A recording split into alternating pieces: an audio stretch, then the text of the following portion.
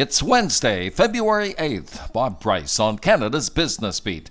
And just in case we don't have enough to worry about, rumblings of labor unrest at WestJet. The union representing the airline's pilots reporting the contract talks have stalled and the two sides will likely need a federal conciliator to avoid job action.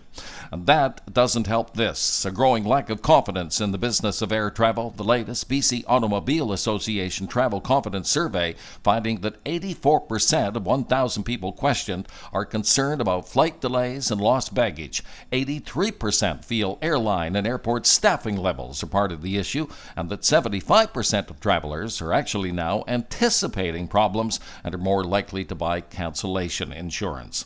The more you listen, the more you know. Canada's Business Beat is your daily go-to for the business news that impacts you, with listeners in over 20 countries on Twitter and wherever you get your favorite podcasts.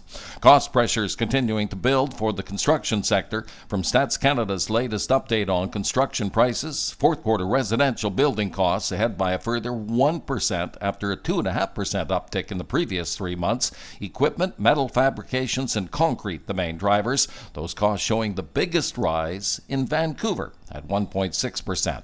Yet more lousy news from the beleaguered BC lumber sector. While Skeena Sawmill cites high costs and low prices for a decision to suspend operations at its Terrace Sawmill starting today, affecting 150 jobs, Vancouver-based West Fraser Timber has just announced curtailment plans for its pulp and paper operation in Quesnel, a month-long shutdown in mid-April to be followed by another 4-week suspension in late summer. And it's going to get worse before it gets better. The Canadian Federation of Independent Business offering its take on rising business failures, interest rates, inflation, and labor shortages cited after the Office of the Superintendent of Bankruptcy reported that over 2,600 companies claimed insolvency last year, 37% more than 2021. And that will do it for your Wednesday. Thank you for listening. Bob Price on Canada's Business Beat.